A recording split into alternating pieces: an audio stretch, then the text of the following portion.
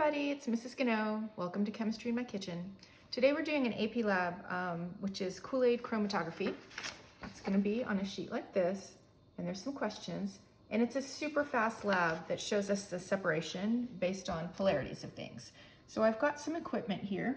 I've got a syringe, and I've got this set pack connector. It's a filter that basically screws onto the syringe like this. And I've got different concentrations of isopropyl alcohol. So 70%, this is rubbing alcohol that we use at home, and then it's diluted to 25% into 5%. So I wanted to show you the difference between what isopropyl alcohol actually is versus 1-propanol. So if you come to the board, you will see isopropyl alcohol is also called 2-propanol. That's another name for it. Iso, a lot of things that are branched are called iso. And this is what we commonly call rubbing alcohol. So here's the Lewis structure for it. And so you see that the hydroxyl group is on the second carbon. So that's why it's called 2-propanol. What's interesting is that isopropyl alcohol has a boiling point of 82.5 degrees. You know, if you put this on your skin, rubbing alcohol, you feel it cool. That's because the heat from your body is evaporating the alcohol, and it leaves behind a lack of heat. And that's why it feels cool on your skin. Then we have an isomer of isopropyl alcohol, which is called 1-propanol. Here, the hydroxyl group is attached to carbon number 1, and so that's why it's 1-propanol. Interestingly, its boiling point is 97 degrees, much, much higher than isopropyl alcohol. So as you're doing this stuff in this chapter and thinking about intermolecular forces, I want you to think about and try to understand, why is the boiling point for 1-propanol so much higher than the boiling point for 2-propanol? Okay, and these guys are isomers of each other. Same formula, different structure. Okay, so back to the lab. We're gonna be using isopropyl alcohol. So the first thing I'm gonna do is clean this filter pack here. So I'm gonna use my alcohols and go ahead and open them now.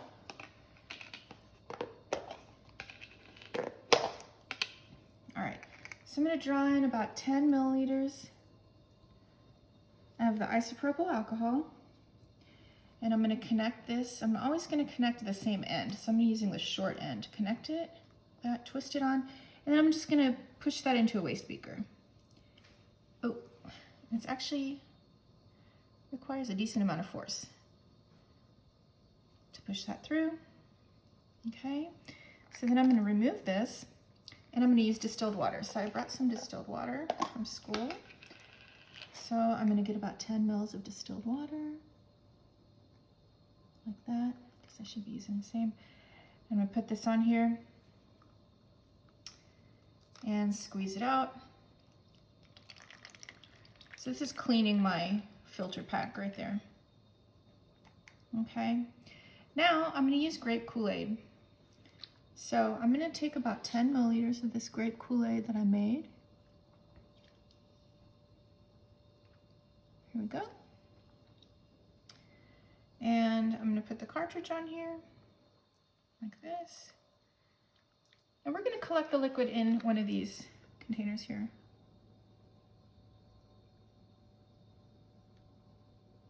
So, interesting. All right, came out clear this first time around. All right. So I'm taking this off. Now I'm going to use 5% alcohol. So I'm going to get 10 mils of the 5% alcohol. Here we go. I'm going to put the filter back on. And we're going to squeeze this out right here.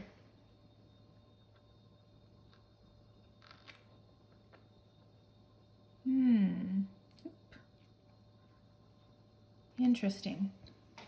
All right. And then I'm going to take the 25%, 10 mils of the 25%. There we go. And put the filter back on. Look at the filter, by the way.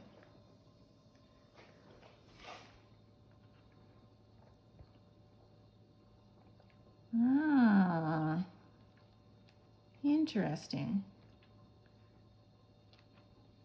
Okay. Now I'm going to clean this filter out. Look at the filter now. Okay, compared to what it was just a minute ago.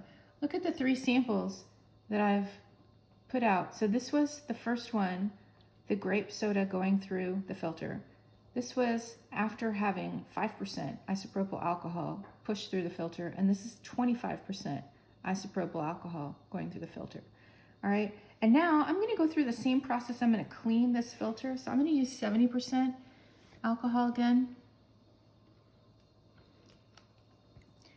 Connect this. I'm gonna push it into here. Normally I would put it in a waste beaker, but I just want you to see what happens here.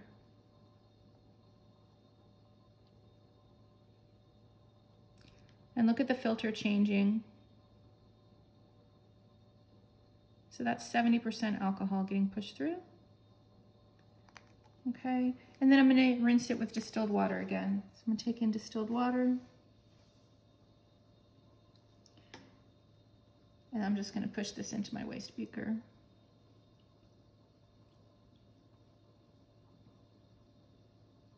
All right, so there we go. So what we've done here is a separation of the grape Kool-Aid in 3 different steps, basically. And so you're gonna look at this lab and answer some of the questions. The questions have to do with the polarity of the different dyes that were in the grape Kool-Aid that make up the overall purple color, okay? So again, this has to do with polarity, intermolecular forces, and attraction, like dissolves like. So try the lab questions out. Let me know if you have any questions, and thanks for doing chemistry with me. Bye.